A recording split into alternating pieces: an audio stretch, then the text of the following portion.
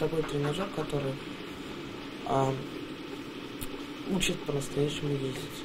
А еще укрепляет мышцы, работают и руки, и ноги, улучшается даже зрение, говорят врачи. Анель реабилитационный центр «Солнечный» посещает уже 8 лет. Здесь он учится, лечится и занимается спортом. Мы занимаемся футболом и бочи. Это помогает укреплять мышцы, и я чувствую какую-то легкость в своем теле. Ребенок у меня, во-первых, в 4,5 года не ходил еще. Мы сделали ему 2 раза операции. В реабилитационном центре, благодаря лечению, мы стали на ноги.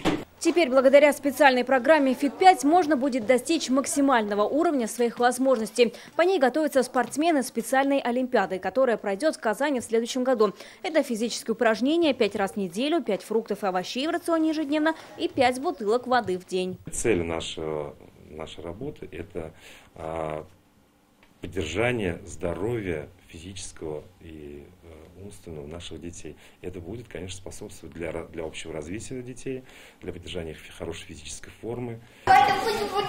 Это игра боча. Паралимпийский вид спорта, похож на керлинг, но только не на льду. Ребята играют на обычных занятиях физкультуры. Развивается точность в движениях, меткость. Они учатся контролировать силу свою, силу броска. Физические упражнения совмещают с тренажерами, большинство инновационные. Они корректируют двигательные нарушения. Это помогает при заболеваниях опорно-двигательного аппарата. Улучшится даже речь, говорят врачи.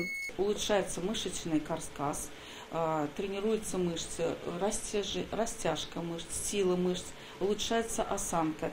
Здесь профилактика контрактур происходит. Программа «Фит-5» для улучшения здоровья и укрепления организма в этом году заработает во всех реабилитационных центрах республики. Вероника Гайнудинова, Рамзиль Гарипов, ТНВ, Казань. Закажи рекламу на ТНВ. Телефон в Казани 5 705 100.